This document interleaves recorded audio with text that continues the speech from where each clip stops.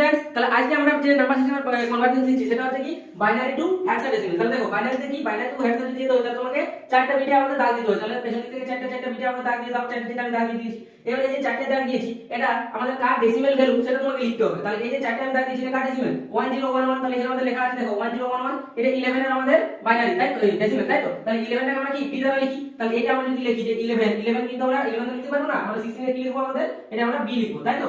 এই যদি 110 যদি তোমরা করো এটার বাইনারি হচ্ছে আমাদের কার, এটা আমাদের ডেসিমাল হচ্ছে আমাদের 13। তাহলে এই যে 13 এর ডেসিমাল, তাহলে 13 তো আমরা লিখতে পারবো না, তার থেকে আমরা কি লিখি, আমরা এখানে ডি লিখি। আর যে 0110 যেটা আছে এর আমাদের ডেসিমাল ভ্যালু কি হয়ে যায়, এই ডেসিমাল ভ্যালু হচ্ছে আমাদের 6 টাকে আমাদের লেখা দরকার নেই, 10 এর উপরে যদি বেড়ে যায় তাহলে তোমরা এটাকে এবিসিডি দ্বারা ট্রান্সফার করতে পারো। তাহলে এই যে তোমরা ভ্যালুগুলো পেলে এটা হচ্ছে আমাদের কি বি ডি 6, তাহলে এটা হচ্ছে আমাদের কি 16 ব্যাচ। তাহলে আমরা কি না 2 ব্যাচ থেকে আমরা 16 ব্যাচে এর মতন কনভার্সন করতে পারি। এই যে তোমাদের আমি একটা নিচে দিয়েছি, তাহলে তোমরা এই প্রসেসে বলবে যে তোমাদের ডেসিমাল ভাষাতে কি আছে।